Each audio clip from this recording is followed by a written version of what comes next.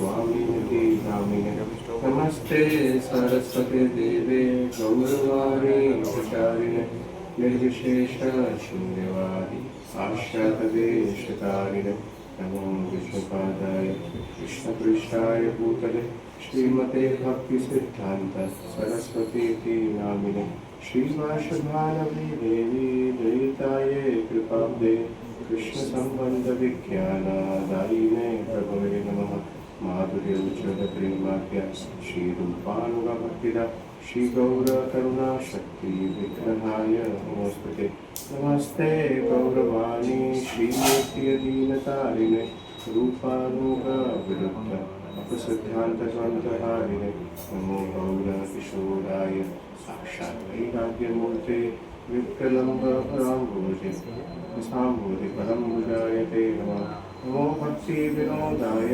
सच्चिदानन्दनामिने गौरशक्तिस्वरूपाय रूपानुगवराय ते गौराविर्भावभूतस्वं कृष्णसज्जनप्रिय वैष्णवसार्वभौम श्रीजगन्नाथाय ते नमः वाञ्छाकल्पतरुभ्यश्च कृपासिन्धुभ्यैव च पतितानां पावनेभ्यो वैष्णवेभ्यो नमो नमः नमो महावदन्याय कृष्णप्रेमप्रदायते कृष्णाय कृष्णचैतन्य नाम्ने गौरविष्णवे नमः पञ्चतत्त्वात्मकं विष्णुं भक्तरूपस्वरूपकं भक्तावतारं भक्ताख्यं नमामि भक्तशक्तिकम् हे कृष्ण करुणा सिंधु दीनबंधु जगत्पते गोपेश गोपिकान्त राधाकान्त नमोस्तुते जयतां सुरतो मम वन्दे मतिर्गते मत्सर्वस्य पदाम्भोजो श्रीराधामदनमोहनो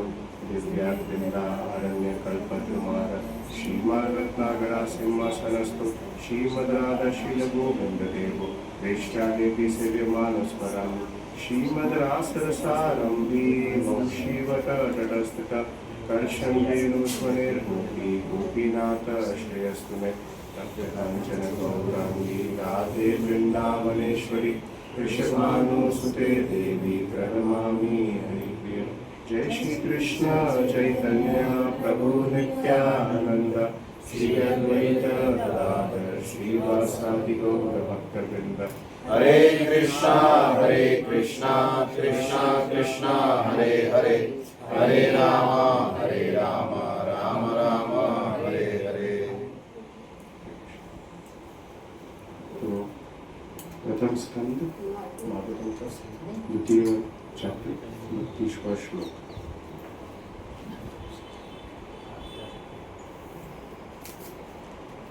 यथा हे आवितः वाणी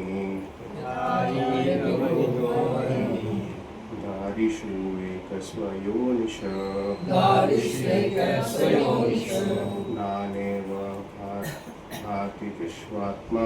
नानेव भाति विश्वात्मा भूतेषु च तथा पुमान् यथा हि आवितः वाणी दारिषु एकस्वयोनिषु नानेव भाति विश्वात्मा भूतेषु च तथा पुमान् यथा है वितो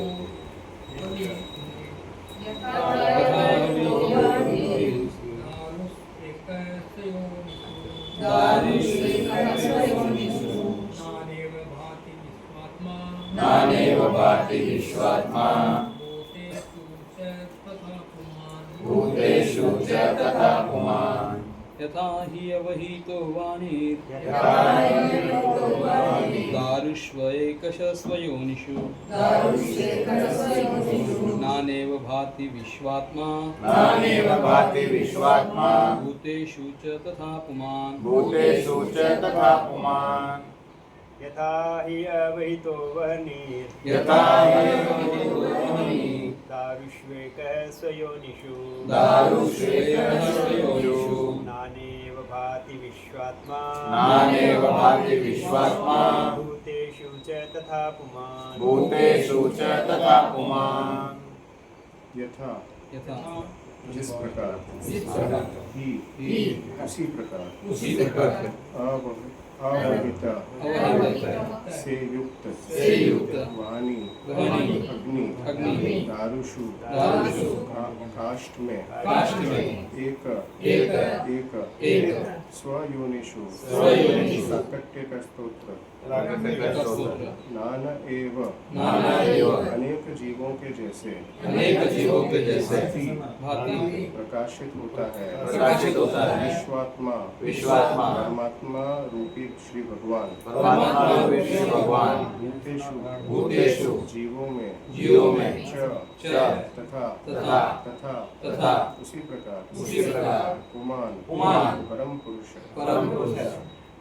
अनुवाद एवं तात्पर्य श्री प्रभुपाद द्वारा परमात्मा रूप में श्री भगवान सभी वस्तुओं में उसी प्रकार व्याप्त रहते हैं जिस प्रकार काष्ठ के अंदर अग्नि व्याप्त रहती है और इसी प्रकार यद्यपि वह एक एवं अद्वितीय है वे अनेक प्रकार के दिखते हैं।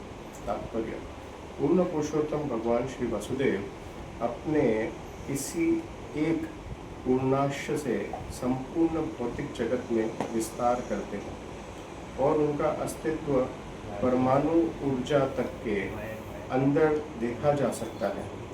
पदार्थ प्रतिपदार्थ प्रोटॉन न्यूट्रॉन आदि भगवान के परमात्मा स्वरूप के विभिन्न परिणाम हैं।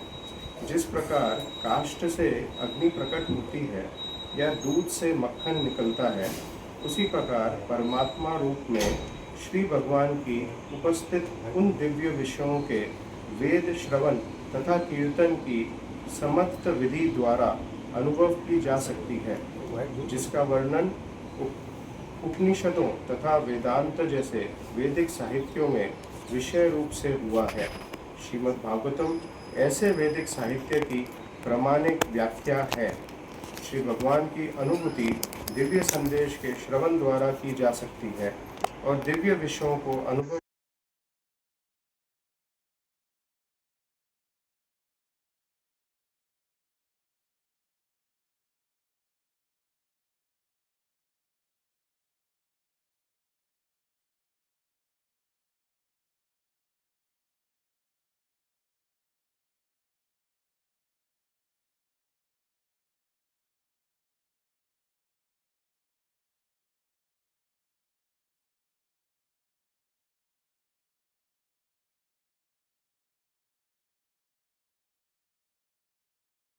प्रामाणिक गुरु के पास जाना चाहिए।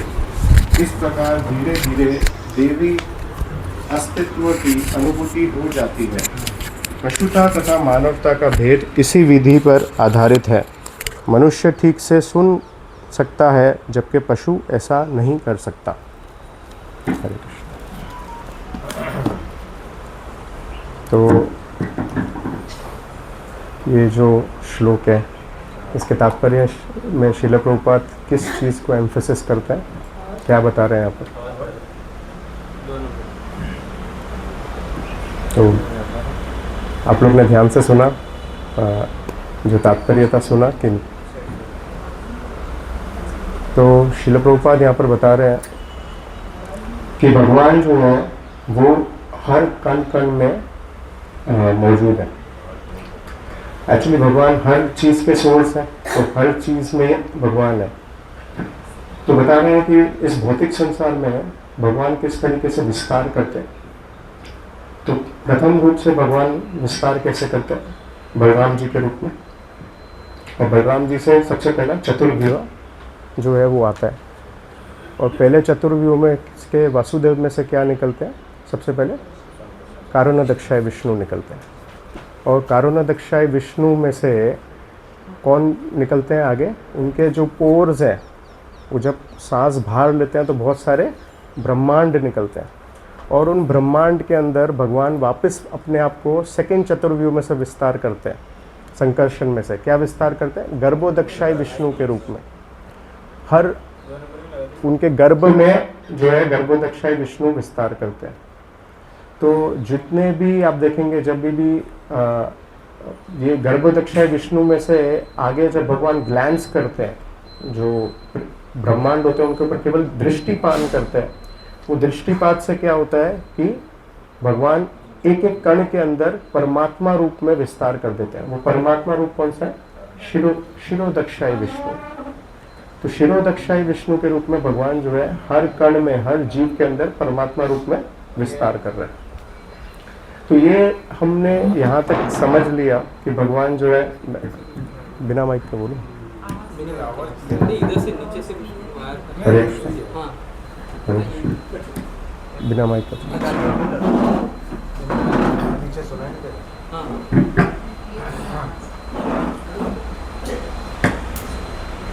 इसको लगा कर उसको लगा। हरे कृष्णा हरे कृष्णा। थोड़ा नजदीक हरे कृष्णा हरे कृष्णा। तो ये भगवान जो है वो किस तरीके से विस्तार करते हैं। आवाज कम है, आवाज कम वह माइक है। चले। तो ये जो परमात्मा की अनुभूति है वो कैसे जानी जा सकती है? यहाँ तक तो फर्स्ट 2-3 लाइन से प्रभुपाद ने बताई थी कि परमात्मा रूप हर कण में हम विस्तार कर सकते हैं, पर एक्चुअल में हम अनुभूति कैसे कर सकते हैं? तो आगे प्रभुपाद बताते हैं कि श्रवण के मात्र से, श्रवण करने के माध्यम से हम परमात्मा की या भगवान की अनुभूति कर सकते हैं हर कण कण में। जैसे एक बार एक बहुत बड़ा साइंटिस्ट है जिनका नाम है यूरी गैगरिन। तो ये यूरी गैगरिन आपने सुना, he was the first person to go into space. जो पहले व्यक्ति थे जो स्पेस में गए थे।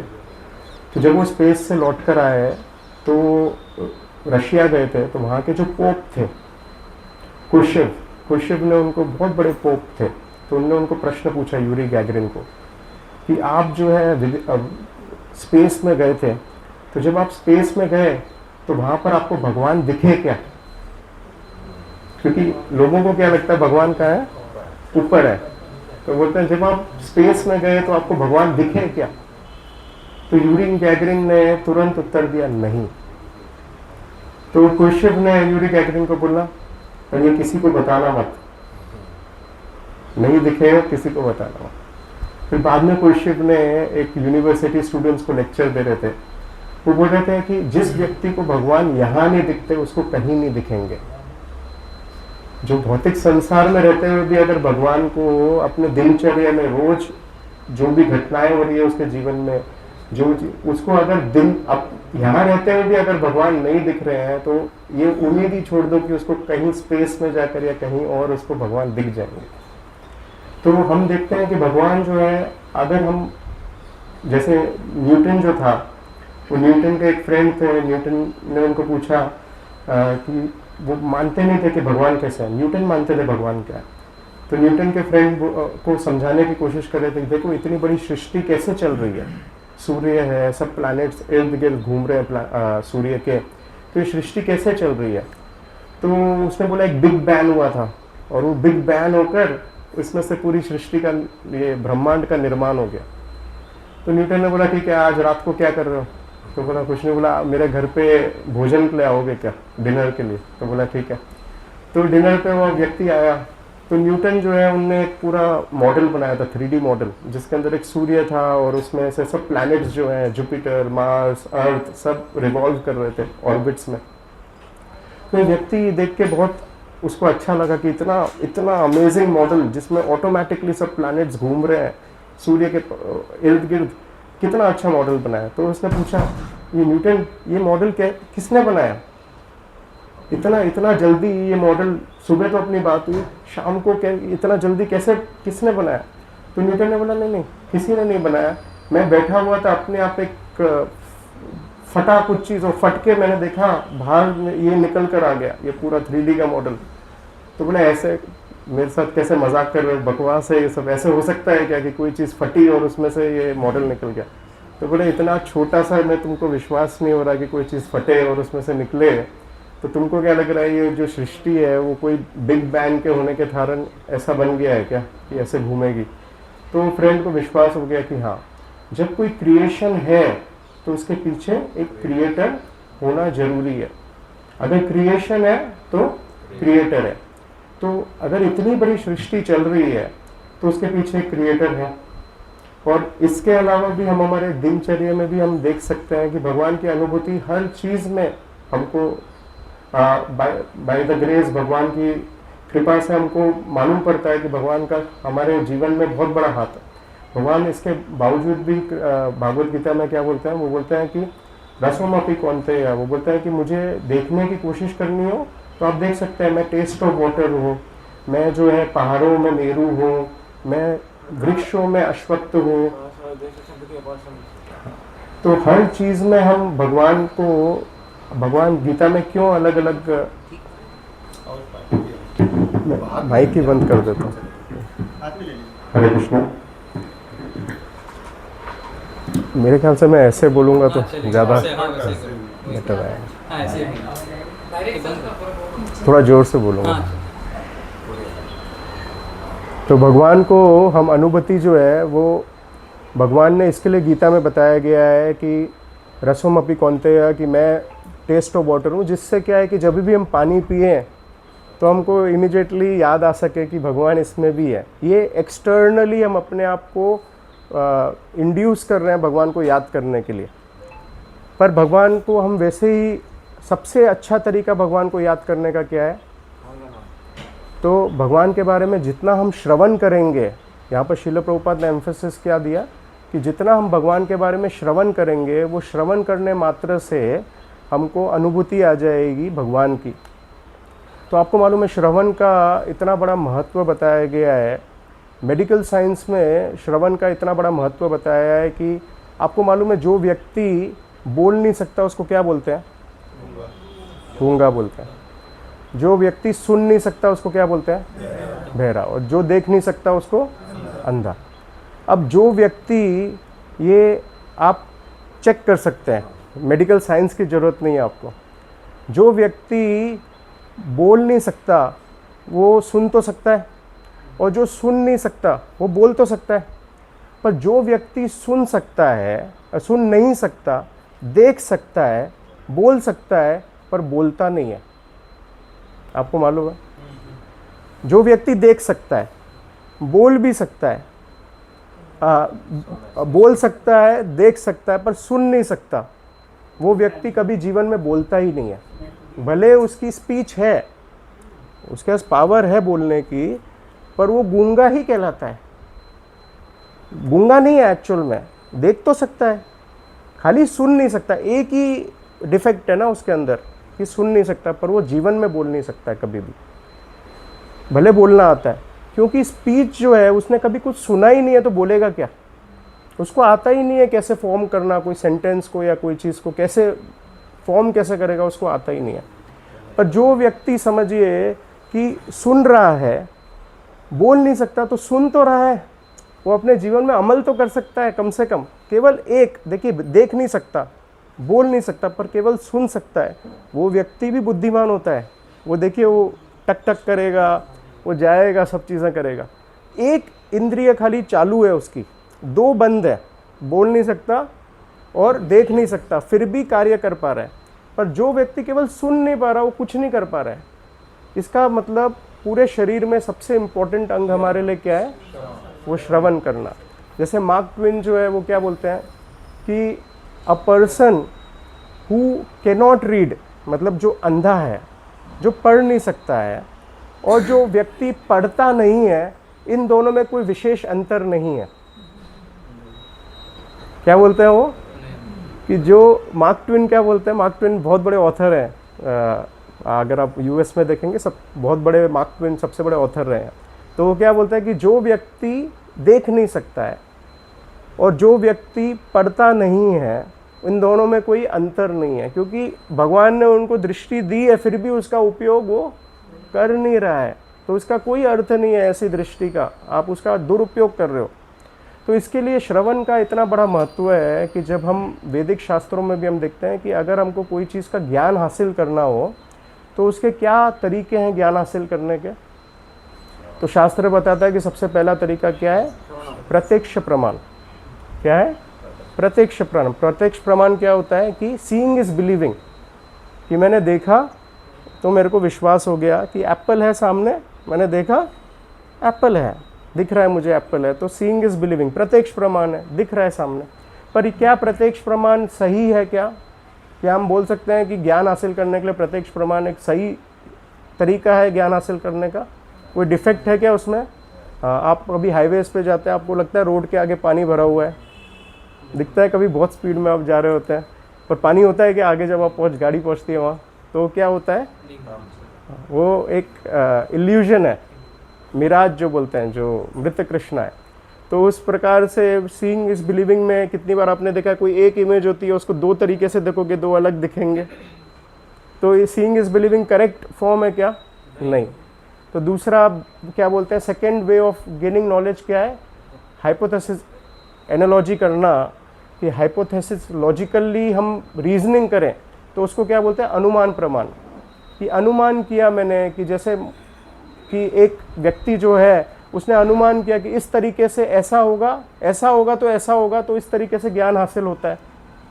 पर क्या अनुमान प्रमाण भी सही तरीका है क्या? जैसे कोई व्यक्ति है वो केवल एक हाथी की पूंछ को पकड़ ले, तो उसको हाथी पूछेंगे कैसा है, तो क्या बोलेगा? रस्सी जैसा। और अगर उसने कोई व्यक्ति ने हाथी के कान को पकड़ा, तो उसको पूछेंगे हाथी कैसा है, तो क्या बोलेगा? पंखे जैसा। पर क्या हाथी पंखे जैसा है या रस्सी जैसा है? नहीं। पर क्या हाथी में रस्सी जैसा गुण नहीं है क्या? है, पर वो कंप्लीट रियलाइजेशन नहीं है हाथी का, पार्शियल रियलाइजेशन है। तो अनुमान प्रमाण में सीमा हो जाती है। जो जितने भी लोग अष्टांग योग के द्वारा भगवान को हासिल करना चाहते हैं ना, तो वो लॉजिकल हाइपोथेसिस करते हैं कि भगवान ऐसे हैं, परमात्मा इस रूप में होंगे, परमात्मा ऐसे होंगे। पर वो कुछ ज्ञान हासिल कर सकते हैं परमात्मा के बारे में, पर पूरा हासिल नहीं कर सकते। और सबसे आसान तरीका क्या है? शब्द प्रमाण। तो शब्द प्रमाण क्या है? जो यहाँ पर भागवतम में श्रील प्रभुपाद बोलते हैं कि सबसे आसान तरीका ज्ञान हासिल करने क्या है? शब्द के द्वारा। और शब्द क्या है? श्रीमद् भागवतम। शास्त्र जो है वो हमारे माँ के समान है, वो स्तुति है। तो जैसे कोई व्यक्ति है, उसको जानना है उसके पिता कौन है, तो उसके पास एक तरीका है, वो जाकर हर जो भी पुरुष है उनको जाकर बोले कि क्या आप मेरे पिता हो क्या? वो प्रश्न पूछे, या डीएनए एनालिसिस करे। या दूसरा सबसे साधारण तरीका क्या है? माँ को जाकर पूछे मेरे पिता कौन है, माँ बता दे कि ये पिता है, वो पिता है। तो वैसे ही जो शास्त्र है वो क्या है? हमारी माँ है। वो शास्त्र जो बता रहे हैं उस पर वो शब्द प्रमाण है कि हम शास्त्रों पे यकीन करके आसानी से ज्ञान हासिल कर सकते हैं। शास्त्र में आप देखेंगे पहले से ही बताया था कि पृथ्वी जो है वो भूगोल है। और कोलंबस को इतनी बड़ी यात्रा करनी पड़ी ये जानने के लिए कि पृथ्वी गोल है। कोलंबस ने क्या यात्रा की थी? उसने बोला कि अगर मैं कोई पॉइंट से पृथ्वी से शुरुआत करता हूँ और अगर मैं वापस उस पॉइंट पे आ जाता हूँ तो मुझे यकीन हो जाएगा पृथ्वी गोल है। और पूरे विश्व की उसने यात्रा की और वापस उस पॉइंट पे पहुँच गया। तब उसने इन्वेंट किया, डिस्कवर किया कि अर्थ इज राउंड। पर पहले से शास्त्रों में लिखा है कि जो पृथ्वी है वो भूगोल है। यही अगर शास्त्र पढ़ लिए होते तो इतना बड़ा यात्रा नहीं करनी पड़ती। तो शब्द प्रमाण जो है वो सबसे महत्वपूर्ण है। तो हमारे जीवन में अगर हमको ज्ञान हासिल साधारणता रूप से करना है तो हमको भागवतम की शरण ग्रहण करनी चाहिए, जिससे आसानी से हम भगवान के विषय के बारे में जान सकते हैं। तो भगवान के विषयों के बारे में जानने के लिए हमको प्रतिदिन श्रील प्रभुपाद यहाँ पर तात्पर्य में क्या बताते हैं कि हमको श्रवण करना बहुत ज़रूरी है। अगर हम श्रवण नहीं करेंगे रेगुलरली तो हम भगवान के बारे में नहीं जान पाएंगे। तो जो हम श्रवण करते हैं, जो भी चीज़ हम श्रवण करेंगे, उस तरीके का हमारा दिनचर्या, उस तरीके की हमारी चेतना बन जाएगी। अगर हम गलत श्रवण करेंगे तो हमारी चेतना वैसी हो जाएगी। जब आपने देखा है, आप YouTube में या कहीं भी आप रील्स देखते हैं, तो जो चीज़ पे आप ज़्यादा फोकस करते हैं वही चीज़ आपको ऑटोमेटिकली दिखाई जाती है। आपने देखा है। तो वैसे ही आपका मन जो चीज़ आप अपने हृदय के अंदर डालेंगे, रोज़ जितना आप जो भी चीज़ श्रवण करेंगे वही चीज़ आपके अंदर से बाहर निकलेगी। ऐसा नहीं होगा कि आप डालेंगे कुछ और निकलेगा कुछ। तो अगर हम सही श्रवण नहीं करेंगे तो हम गलत श्रवण करेंगे, और गलत श्रवण करेंगे तो हमारे जो आकर्षण है वो उसके प्रति चला जाएगा। जैसे शास्त्र बताता है कि चार तरीके के श्रोता होते हैं। सुनने में चार श्रोता जो है वो उच्च कोटि के, बेस्ट कैटेगरी के, 4 निम्न कोटि के भी बताए, पर 4 उच्च कोटि के श्रोता बताए। तो उसमें सबसे पहला श्रोता क्या बताया? सबसे पहला श्रोता कंपेयर किया चाटक, जो पक्षी होता है चाटक पक्षी, उसको जो है बताया कि वो सबसे अच्छा श्रोता है। तो चाटक पक्षी क्या करता है आपको मालूम है? चाटक पक्षी को जब प्यास लगती है तो कहीं से भी पानी नहीं पिएगा, वो प्यासा रह जाएगा, वो प्यास के मारे मर जाएगा चाटक। पर वो ऐसे कहीं भी नदी दिखी या कोई तालाब दिखा, पानी नहीं पिलेगा। वो केवल वो जो वर्षा ऋतु का जो बादल होता है, उस वर्षा ऋतु के बादल में जब स्वाति नक्षत्र आता है, उसमें जब बारिश होती है तो ही चातक पक्षी जो है वो पानी पीता है उसमें से। तो बेस्ट सोर्स है पूरे विश्व में, बेस्ट सोर्स ऑफ वाटर क्या है? बादल से अच्छा प्योर पानी तो आपको मिल नहीं सकता। उसमें भी स्वाति नक्षत्र में चातक पर्वत पानी पीता है। तो एक श्रोता को क्या बताया गया है? उसको एक चातक की तरह होना चाहिए, चातक पक्षी की तरह होना चाहिए। वो हर कहीं से भी ज्ञान मिल रहा है तो इसका ये मतलब नहीं ज्ञान कहीं से भी हासिल कर लेगा। वो देखेगा कि सही ज्ञान है क्या। आजकल भले आध्यात्मिक जीवन के ज्ञान के बारे में भी बात करें तो बहुत पूरा भंडार है, तो आप अगर डिस्टिंग्विश नहीं कर पाएंगे कि ये देखिए ये ज्ञान सही है, ये परंपरा में आ रहा है, ये सही सोर्स है, तो आप कहीं से भी पानी पी लेंगे तो आपको लगेगा कि मैं तो आध्यात्मिक जीवन के बारे में ही सुन रहा हूँ, ये भी गुरु हैं, ये भी महाराज बहुत अच्छा बोलते हैं, ये बाबा भी बहुत अच्छा बोलते हैं। पर उससे क्या है कि हम अपना जो सोर्स है वो अगर सही नहीं होगा तो हम भ्रमित हो जाएंगे। क्योंकि आध्यात्मिक जीवन में भी ऐसे कई डिविएशंस हैं, बहुत सारे अप चीज़ें बताई जा रही है जिससे हमारे जीवन जो है आध्यात्मिक जीवन भी समाप्त हो जाएगा। तो हम जब इस्कॉन में हैं तो हमारा एक कर्तव्य है कि हम केवल श्रील प्रभुपाद द्वारा जो भी उनके शिष्य हैं या श्रील प्रभुपाद द्वारा जो भी ग्रंथों का रचना की गई है उनसे ही हम ज्ञान हासिल करें।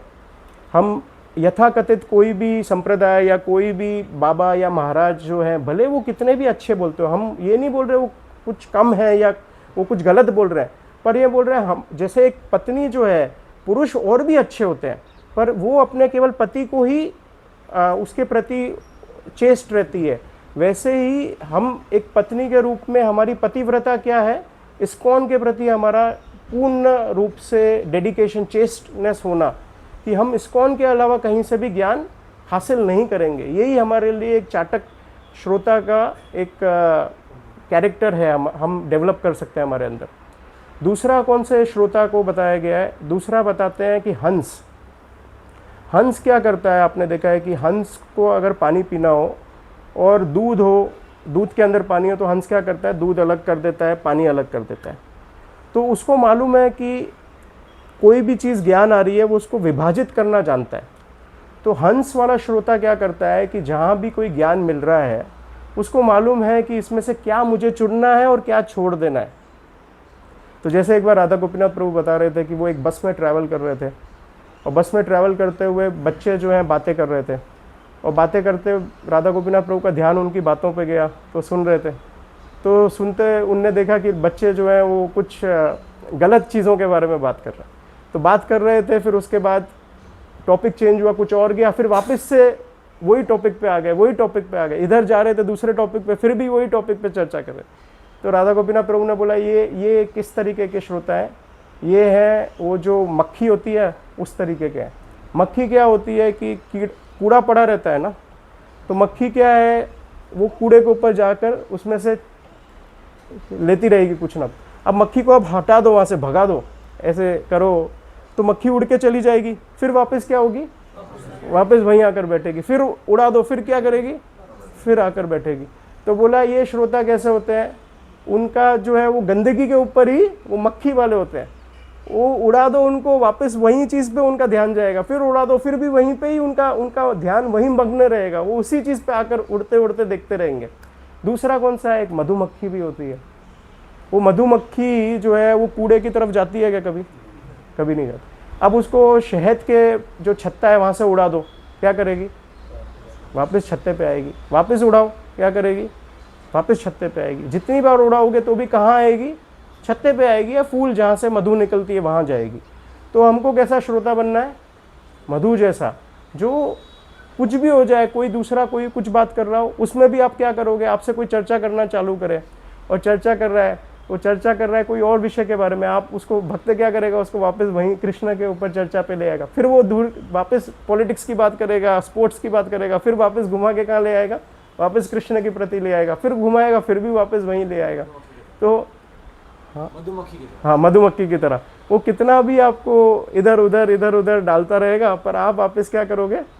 उसको वापस वही विषय के ऊपर, जो सत्य विषय है उसके ऊपर लेकर आओगे। एक बार हम लोग लास्ट ईयर उज्जैन गए थे भक्तिचार्य स्वामी महाराज की मेमोरियल पे, तो परम पूज्य गुरु प्रसाद स्वामी महाराज बता रहे थे, वो बोल रहे थे हमको सत्य बोलना चाहिए। हमने सुना है सत्य बोलना चाहिए, तो बोल रहे थे सत्य बोलना चाहिए, पर सत्य बोलने का अर्थ क्या होता है? वो बोल रहे थे सत्य बोलने का एक्चुअल अर्थ होता है परम सत्य के बारे में बात करना, यही सत्य बोलना है। अगर हम बाकी चीज़ें बोले कि हम सत्य बोल रहे हैं, तो एक्चुअली हम सत्य नहीं बोल रहे हैं। देखिए, बहुत विशेष बात बोली थी उन्होंने, बोला एक्चुअल सत्य बोलना क्या है? परम सत्य के विषय में बात करना ही सत्य बोलना है। अगर इसके अतिरिक्त आप कोई भी बात कर रहे हो तो परम वो सत्य ही नहीं है।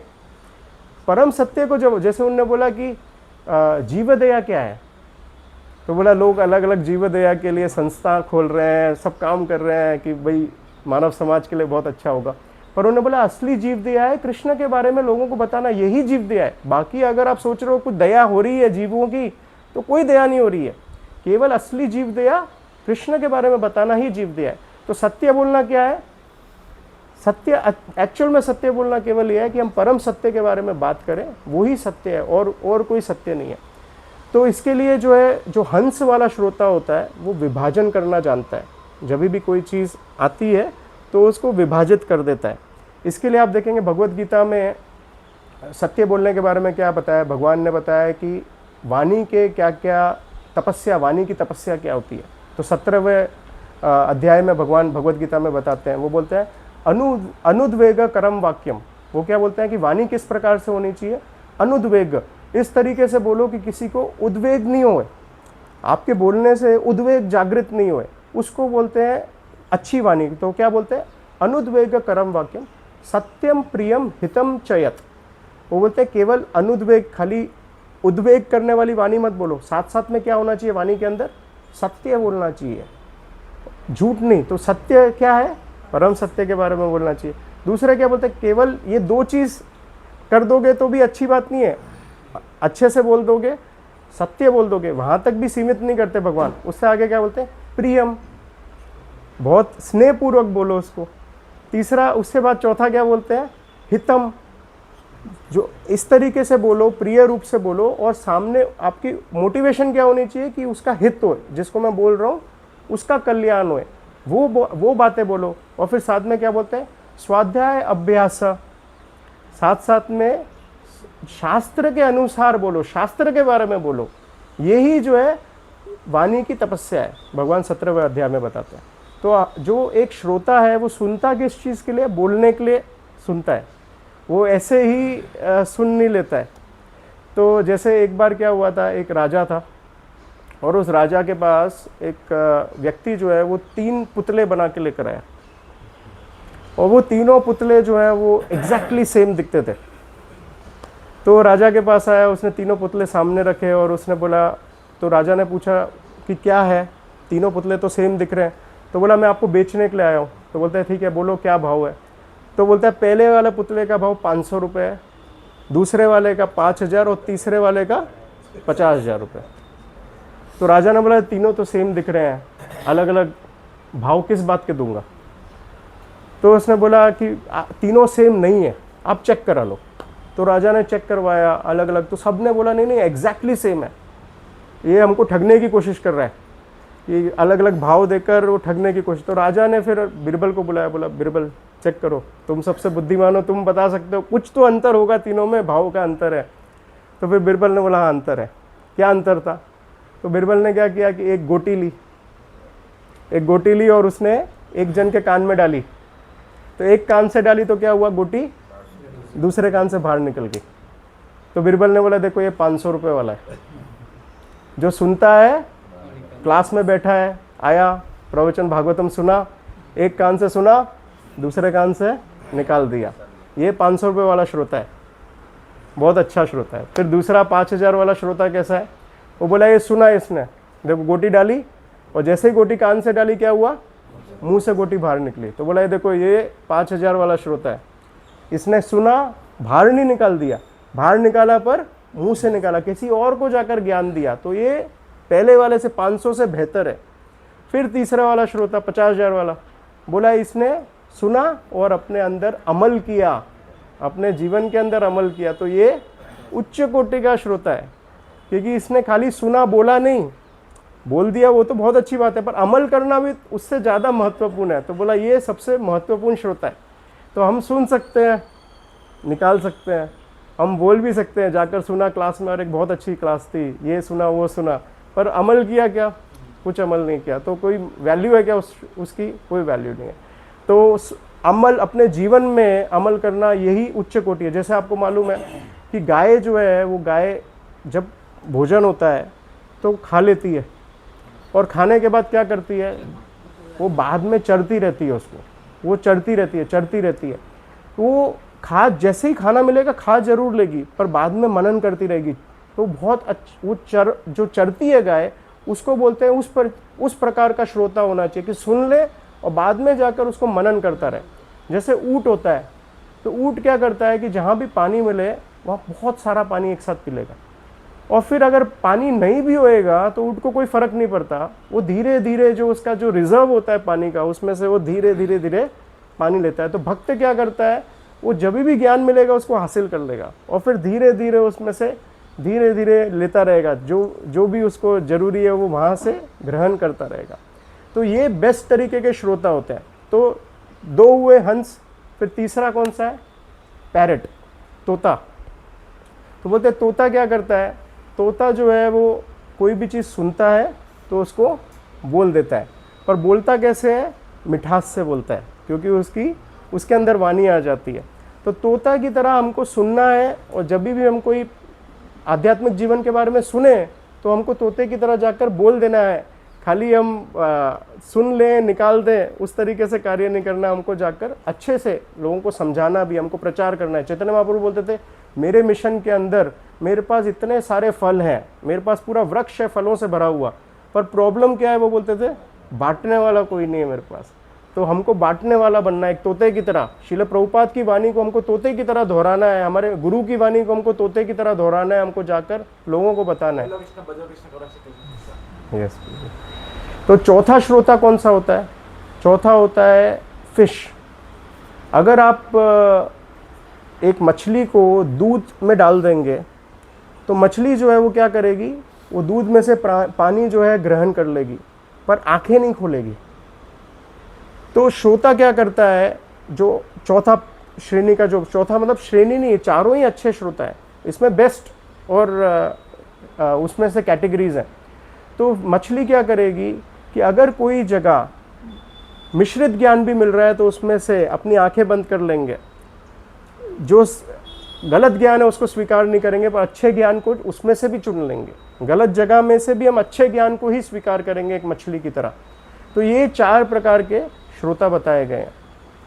तो शास्त्र में सुनने के बारे में इतना महत्व दिया गया है, सही सुनना और गलत सुनने के बारे में, कि आप मेरे को बताइए शास्त्र में ऐसा कोई उदाहरण जिसने गलत सुना और उसका पतन हो गया? ऐसा कोई उदाहरण है कि गलत सुनने के कारण एक व्यक्ति का पतन हो गया? देखने के कारण हुआ।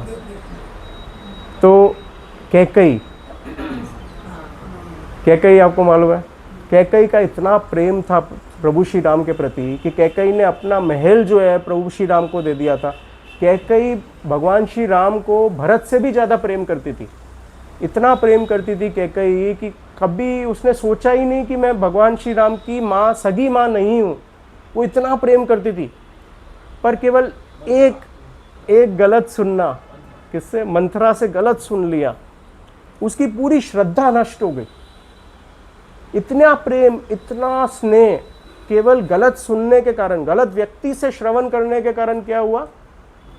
खत्म हो गया पूरा। इतने बड़ा स्नेह, इतना प्रेम। वैसे ही हम लोग जो है, अगर गलत जगह से श्रवण कर लेंगे, हमारा जो श्रद्धा भक्तों के अंदर है, भगवान के अंदर है, जो हमारा प्रोसेस के अंदर जो हमारा विश्वास है, केवल गलत श्रवण करने मात्र से हमारी पूरी श्रद्धा खत्म हो सकती है। हमको आज विश्वास है, हमें बहुत श्रद्धा है, पर अगर हम गलत श्रवण कर लेंगे, गलत तरीके से, कहीं गलत जगह से श्रवण कर लेंगे, तो हमारी श्रद्धा पूरी नष्ट हो सकती है। हमको मालूम ही नहीं पड़ेगा क्या हम कब हमारा पतन हो जाए। दूसरा कोई उदाहरण गलत श्रवण करने का, तो रावण। देखिए, रावण के अंदर पहले से बहुत लस्ट था, और शूर्पणखा जानती थी कि इसके अंदर बहुत लस्ट है। तो शूर्पणखा जो है वो अपमानित हुई थी लक्ष्मण के द्वारा। लक्ष्मण ने उनकी नाक काट दी थी, तो उसको बदला लेना था।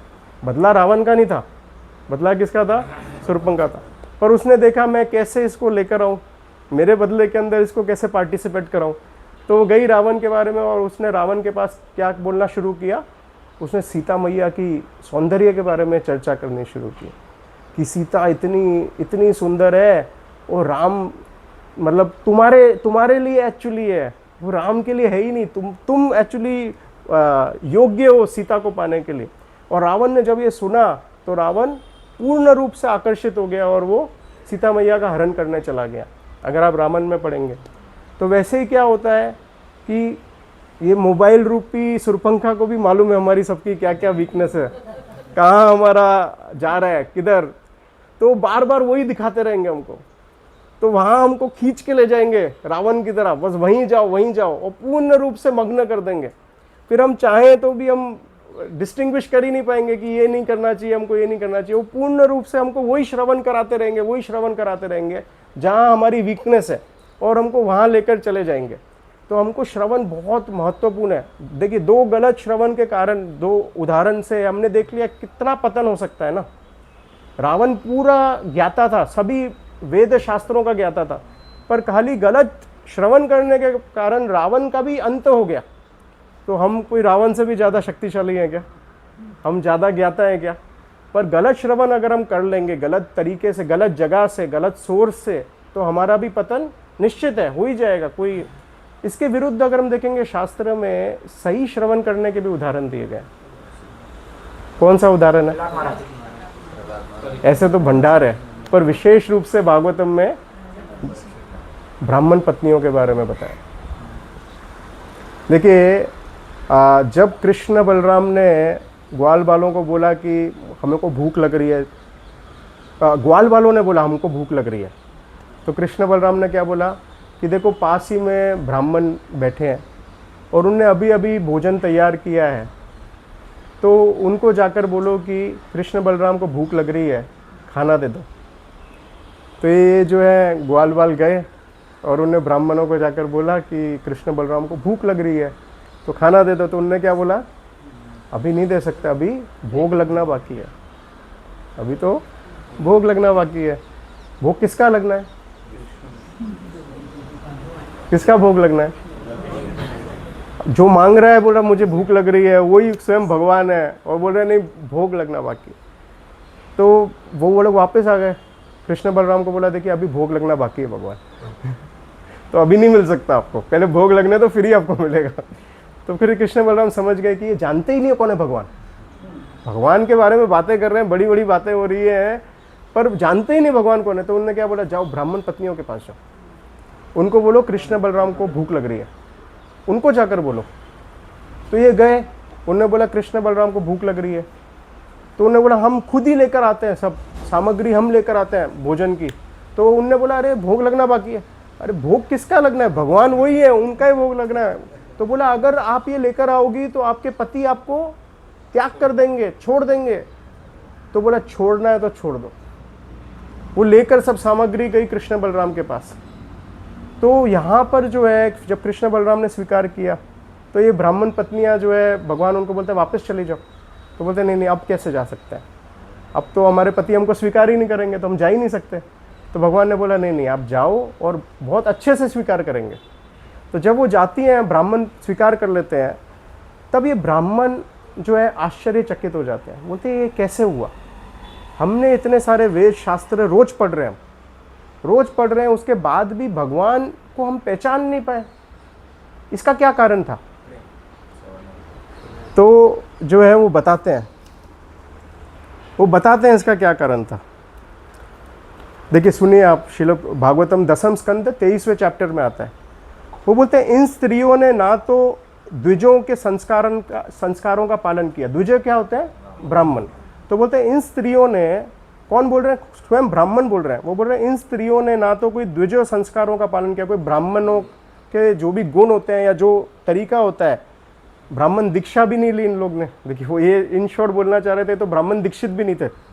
फिर क्या बोला, ना ही किसी आध्यात्मिक गुरु के आश्रम में ब्रह्मचर्य के जीवन का बिताया इनने। वो बोलते हैं ना इनने कोई तपस्या की है कि कोई हमारी तरह हम पहले ब्रह्मचारी रहे। तो बोले इनने ना कोई गुरु के आश्रम में ब्रह्मचर्य का पालन किया है, ना इन्होंने कोई तपस्या की है। हम तो रोज बहुत तपस्या करते हैं, पर बोल रहे हैं इन स्त्रियों ने तो कोई तपस्या भी नहीं की, या आत्मा के विषय में गणन किया हो, या आत्मा के विषय के बारे में जानने की कोशिश की हो, ऐसा भी नहीं किया, या स्वच्छता की औपचारिकताओं का निर्वाह किया हो, बोला वो भी नहीं किया इन स्त्रियों ने, अथवा शुभ अनुष्ठानों में अपने को लगाया हो, या कर्मकांड ये जो यज्ञ वज्ञ करना उसमें भी लगाया हो, ये भी नहीं किया उस स्त्रियों ने। तो भी इनको दृढ़ भक्ति उन भगवान कृष्ण के प्रति जिनका योगागान वैदिक शास्त्र मंत्रों द्वारा किया जाता है, और जो योगेश्वर के भी ईश्वर हैं, फिर भी क्या बोलते हैं, उनको ऐसी दृढ़ भक्ति भगवान के प्रति कैसे आई, वो पूछ रहे हैं, प्रश्न पूछ रहे हैं। फिर क्या बोलते हैं वो, और दूसरी ओर हम जिन्होंने भगवान की कोई भक्ति नहीं की, यद्यपि इन स्त्रियों इन सारी विधियों का संपन्न किया, वो बोलते हैं इसके अतिरिक्त हम लोग ने तो सब चीज़ पालन की, विधि विधान, ब्रह्मचार्य, तपस्या, सब कुछ की, फिर भी इन स्त्रियों का कैसे मिला, वो प्रश्न पूछ रहे हैं। तो प्रभुपाद तात्पर्य में क्या लिखते हैं, श्रील श्रीधर स्वामी के अनुसार पत्नियों को इसका ज्ञान ना था कि उनकी पत्नियां कभी कभी वृंदावन वासियों से यथा फूल बेचने वाली मालिनियों के मुख से कृष्ण के सौंदर्य तथा गुणों के विषय में सुनती रहती थी। ये ब्राह्मण अपनी पत्नियों की कृष्ण भक्ति को देखकर चकित थे, उन्हें इसका पता ही नहीं था कि ये भक्ति भगवान के शुद्ध भक्तों की संगति में भगवान के विषय में श्रवण और कीर्तन करने का फल था। वो क्या बोल रहे हैं, वो जानते ही नहीं थे कि ऐसी दृढ़ भक्ति जो ब्राह्मण पत्नियों में उत्पन्न हुई, उसका कारण क्या था, खाली श्रवण करना। खाली श्रवण करने मात्र से ऐसी दृढ़ भक्ति जागृत हो सकती है, ये उनको नहीं मालूम था। तो श्रवण करने मात्र से हमारे अंदर भी जिस प्रकार से ब्राह्मण पत्नियों में दृढ़ भक्ति जागृत हो गई, वैसे हमारे अंदर भी जागृत हो सकती है। दूसरा उदाहरण कौन सा है शास्त्रों में, रुक्मणी। तो रुक्मणी जी ने भी कभी भी कृष्ण को नहीं देखा था, पर उनको कृष्ण के प्रति आकर्षण कैसे हो गया, केवल सुनती थी। जो ब्राह्मण आते थे विदर्भ में, जो भी ब्राह्मण आते थे उनसे सुनती थी कृष्ण के बारे में कि द्वारका में कृष्ण ने आज इनको हराया, ये किया। उससे उनके अंदर ऐसी विशेष प्रेम जागृत हो गया भगवान के प्रति कि उनने लव लेटर लिख दिया भगवान को, और लिख दिया देखो अगर आप नहीं आओगे और गलती से भी मेरे भाई ने अगर इस छेदी से शादी करवा दी शिशुपाल से, तो मैं आत्महत्या कर दूंगी, ऐसा लव लेटर लिख दिया। तो ये सब हम सुनते हैं तो हमको लगता है ऐसा संभव है क्या, क्या ऐसा प्रेम जागृत हो सकता है क्या, केवल सुनने से हो सकता है क्या प्रभु जी? तो निरंजन स्वामी महाराज को जब पूछा गया था कि आप शील प्रभुपाद से कब मिले, कहाँ मिले, तो उनने क्या बोला, मैं शील प्रभुपाद से पहली बार बुक शेल्फ पे मिला। बुक शेल्फ पे मिला मतलब वो पहली बार प्रभुपाद को जो है उनने किताबों के रूप में देखा, सुना। आज तक निरंजन स्वामी महाराज ने शील प्रभुपाद को कभी देखा ही नहीं है। उनने दीक्षा भी उनकी फ़ोन पे हुई थी, उनने आज तक कभी भेंट भी नहीं किया शील प्रभुपाद से।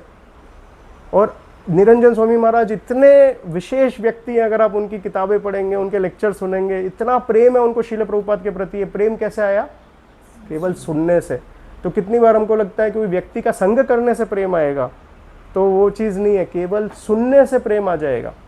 तो हमको क्या लगता है, हमको कृष्ण के प्रति प्रेम अगर एक्चुअल में ऐसा गाढ़ प्रेम उत्पन्न करना है तो कैसे उत्पन्न कर सकते हैं? रेगुलरली, कंसिस्टेंटली अगर हम श्रवण करेंगे तो हम ऐसा गाढ़ प्रेम उत्पन्न कर सकते हैं। हमारे बहुत सारे भागवतम में आप देखेंगे जो भी उच्च कोटि के भक्त हैं, उनको जब भगवान ने बोला कि क्या वर चाहिए मांगो, तो उनने क्या वर मांगा भगवान से?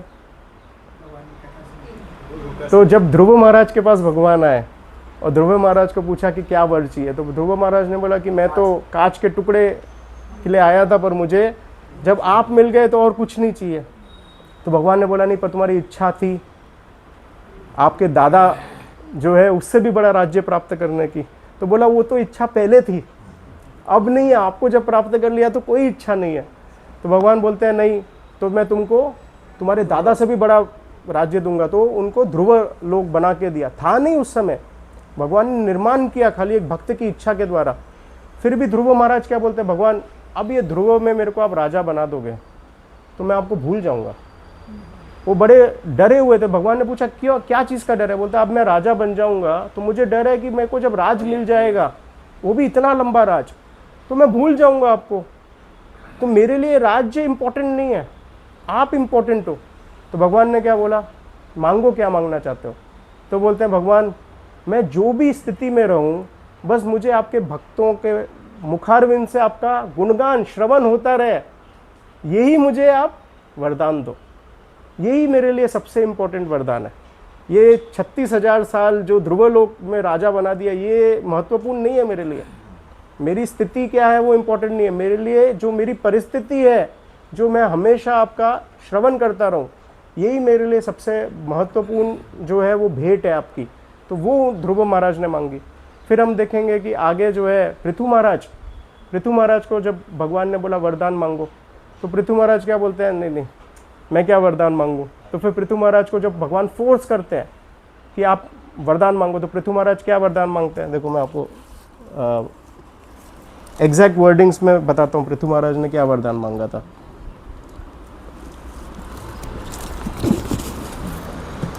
तो देखिए पहले ध्रुव महाराज क्या वरदान मांगते हैं, बोलते हैं हे भगवान, आपके चरण कमलों के ध्यान से या शुद्ध भक्ति से आपकी महिमा का श्रवण करने से जो दिव्य आनंद प्राप्त होता है, वे उस ब्रह्मांड अवस्था से भी बढ़कर है जिसमें से मनुष्य अपने आप को निर्गुण ब्रह्मा से तदाकर सोचता है। क्योंकि ब्रह्मानंद भी भक्ति से मिलने वाले दिव्य आनंद से परास्त हो जाता है, अतः उस क्षणिक आनंदमय का जिसमें कोई स्वर्ग तक पहुंच जाए, क्या कहना, जो काल रूपी तलवार के द्वारा विनष्ट हो जाता है, भले ही कोई स्वर्ग तक क्यों ना उठ के जाए, कार्यक्रम में वो नीचे गिर जाता है। जो व्यक्ति, तो वो क्या बार बार बोल रहे हैं कि आपके शुद्ध भक्तों के द्वारा आपकी महिमा का श्रवण करना, वही सबसे इंपॉर्टेंट लक्ष्य है प्राप्त करना। फिर इसके बाद देखिए पृथु महाराज क्या बोलते हैं। पृथु महाराज कामना करते हैं भगवान से, वो बोलते हैं मैं आपसे तदाभ्य की इच्छा नहीं करता, क्योंकि इसमें भी आपके चरण कमलों का अमृत रस नहीं है। तदाभ्य का क्या अर्थ होता है? लिबरेशन, मुक्ति प्राप्त करना। वो बोलते हैं इसकी भी इच्छा नहीं करता क्योंकि उसमें आपके चरण कमलों का अमृत रस नहीं है। मैं तो 10 लाख कान प्राप्त करने का वर मांगता हूँ। वो बोलते हैं मुझे अगर आप देना ही चाहते हो तो क्या दो, 1 कान नहीं, 2 कान नहीं, बोलते 10 लाख कान दो। किसके लिए 10 लाख कान मांग रहे हैं? खाली आपसे श्रवण करने के लिए मांगता हूँ, जिसमें आपके शुद्ध भक्तों के मुखारविंद से आपके चरण कमलों की महिमा का गान सुन सकूं, इसके लिए वो मांग रहे हैं। फिर इसके अतिरिक्त जब प्रचेतास आते हैं, प्रचेतास से भगवान पूछते हैं, भगवान प्रचेतास को बोलते हैं आपकी कितनी आयु होगी? आपको मालूम प्रचेतास के लिए भगवान ने क्या बोला था? प्रचेतास को बोला था कि आपकी 100 करोड़ वर्षों की आयु होगी उनकी, प्रचेतास की, और आप राज्य करोगे। तो प्रचेतास डर जाते हैं, बोलते हैं अरे इतनी लंबी आयु, करेंगे क्या उसका? तो बोलते हैं क्या करें? तो वो भगवान से वर मांगते हैं। वो बोलते हैं हे स्वामी, हमारी प्रार्थना है कि जब तक हम अपने सांसारिक कलमश के कारण इस संसार में रहें, वो बोलते हैं कि जब तक भी हम हमारे कर्मों के द्वारा इस संसार में रहें और एक शरीर से दूसरे में तथा एक लोक से दूसरे लोक में घूमते रहें, तब तक हम उनकी संगति में रहें जो आपकी लीलाओं की चर्चा करने में व्यस्त रहें। हम जन्म जन्मांतर इसी वर की प्रार्थना करते हो। बोलते हैं आप हमको कहीं भी डाल दो, भले स्वर्ग में डाल दो, हमारी ये इच्छा नहीं है कि हम गोलोक जाना चाहते हैं। वो क्या बोलते हैं, हम नरक में जाना चाहते हैं, स्वर्ग में जाना चाहते हैं, हम कोई प्लेस चूज ही नहीं करना चाहते। अगर आप कोई प्लेस चूज करने के लिए हमको दे रहे हो तो प्रचेता क्या बोलते हैं कि ऐसी जगह दो जहाँ पर आपका सदैव गुणगान होता रहे, वो जगह आप हमको दो, वही हमारे लिए वर चाहिए। तो इसके लिए हमारे जीवन में हमको, जब ये शुद्ध भक्त जो प्रार्थना कर रहे हैं, वही हमारे जीवन की प्रार्थना होनी चाहिए कि हम ऐसी परिस्थिति हमारे जीवन में निर्माण करें कि प्रतिदिन हम भगवान का श्रवण कर सकें। नारद मुनि को जब पूछा गया था कि कौन सा दिन मंगल में है, कौन सा अमंगल में है, तो जनरली कोई बोलेगा कि देखिए जिस दिन कोई प्रॉफिट नहीं हुआ, या कोई बोले कि जैसे बहुत अभी वर्षा बहुत तेज़ चल रही है, तो कितनी बार बोलते हैं कि पूरा दिन अगर वर्षा चल रही है, हम बाहर ही नहीं निकल पाए काम करने के लिए, तो आज का दिन अच्छा नहीं है। पर नारद मुनि बोलते हैं कि अच्छा दिन नहीं होना, अमंगल दिन की परिभाषा ये है कि जिस दिन हमको भगवान का श्रवण नहीं हो पाए, उनका स्मरण नहीं हो पाए, वो दिन एक्चुअली हमारे जीवन में अमंगलमय है। तो इसके लिए एक व्यक्ति को कंसिस्टेंटली श्रवण करना चाहिए। अभी हम देख रहे हैं बारिश आ रही है, तो बारिश कभी बहुत तेज आ जाती है, कंटिन्यूसली 1 दिन 2 दिन तक लगातार बारिश हो रही होती है, और फिर कितनी बार हम देखते हैं 1 हफ्ते तक बारिश ही नहीं हो रही। तो आप लोग को अच्छा लगता है क्या? तो आप सोचते होगे यार बारिश हो, रोज थोड़ी थोड़ी हो जाए चलेगा, एक साथ ज़्यादा हो जाए, फिर कभी नहीं हो 1 हफ्ते तक, फिर बहुत ज़्यादा हो जाए तो तकलीफ होती है ना, उससे आराम नहीं होता ना। रोज़ थोड़ी थोड़ी होएगी, 2 घंटा होएगी, प्रॉब्लम होने वाली है क्या? नहीं होने वाली है। तो यहाँ पर प्रचेता ये कंसिस्टेंसी का उदाहरण है कि हमको रोज हम ये सोचे एक दिन हम बहुत ज़्यादा श्रवण कर लेंगे, हफ्ते में एक शनिवार को हम बहुत ज़्यादा श्रवण कर लेंगे, उससे हो जाएगा क्या? वो 1 दिन की बारिश के समान है, लगातार नहीं हो रही है, एक साथ लगातार हो गई, पर उससे फ़ायदा है क्या? नहीं। तो प्रतिदिन श्रवण अगर हम करेंगे, उससे ही लाभ होने वाला है। जैसे आप पौधे में पानी डालते हैं, एक दिन पौधे में पानी डाल के छोड़ देंगे तो पौधा सूख जाएगा, प्रतिदिन आपको पानी डालना पड़ता है ना। तो वैसे ही हमारे भक्ति लता जो बीज है, उसको अगर हमको सिंचन करना है तो हम प्रतिदिन अगर श्रवण करेंगे, वही भक्ति के पौधे का सिंचन है। और अगर हम श्रवण नहीं करेंगे, जप नहीं करेंगे, तो वो पौधा सूख जाएगा भक्ति का। तो इसके लिए डिसिप्लिन कंसिस्टेंसी से आएगा। हम अगर रेगुलर कंसिस्टेंटली श्रवण करेंगे तो ही उसका लाभ होने वाला है। 1 दिन कर लिया, महीने में 1 दिन कर लिया, हफ्ते में 1 दिन कर लिया, उससे लाभ होगा पर उतना लाभ नहीं होगा। तो इसके लिए इम्पोर्टेंट श्रवण में क्या है, प्रतिदिन करें, हर रोज नियमित रूप से करें, भले 15 मिनट करें, 10 मिनट करें, 1 घंटा करें, पर प्रतिदिन करेंगे तो उस काम को लाभ प्राप्त होगा। तो मैं यहाँ विराम दूंगा। किसी का कोई प्रश्न हो तो पूछ सकते हैं, या कोई एडिशन करना चाहें तो एडिशन कर सकते हैं। अरविंदास ने बोले आप 9:20 तक लो, 15 मिनट है। हाँ, यस 15 मिनट है, नहीं 15 मिनट है, आप बोलिए। यस कैसा इसलिए बोला नित्यम भागवत सेवा। तो नित्यम भागवत सेव्या के श्लोक में अगर आप देखेंगे तो क्या बोलते हैं, नष्ट प्रायेषु अभद्रेषु नित्यम भागवत सेवया भगवतीर उत्तम श्लोके भक्तिर्भवति नैष्ठिकी। तो यहाँ ये श्लोक में क्या वर्णन आ रहा है कि वो बोलते हैं कि नष्ट प्रायेषु अभद्रेषु। तो नष्ट का क्या अर्थ होता है, खत्म कर देने वाला। प्रायेषु का क्या अर्थ होता है, ऑलमोस्ट पूरी तरीके से। प्रायेषु का एक्चुअल लिटरल मीनिंग क्या है, ऑलमोस्ट पूरी तरीके से। जैसे कोई आप वैक्सीन लेते हैं या कोई दवाई लेते हैं तो वो बोलते हैं कि ऑलमोस्ट ख़त्म कर देगी, मतलब गारंटी तो नहीं है, कोई वायरस एक आधा रह गया तो रह गया, पर ऑलमोस्ट पूरा ही ख़त्म कर देगी। तो क्या बोलते हैं, नष्ट किस तरीके से कर देगा, प्रायेषु ऑलमोस्ट पूर्ण रूप से, यू कैन बी श्योर कि ख़त्म हो चुका है सब कुछ, ठीक है। नष्ट प्रायेषु अभद्रेषु, साथ में और क्या करेगी, अभद्र जितनी भी चीज़ें हमारे अंदर, अभद्र अनर्थ जितने भी अभद्र हैं उनको भी निकाल देगी। क्या क्या करेगी, 3 चीज़ें बताई, नष्ट कर देगी। किस तरीके से नष्ट करेगी, प्रायेषु रूप से। फिर और क्या करेगी, अभद्र भी कर चीज़, अभद्र निकाल देगी। क्या करने से, नित्यम भागवत सेवया।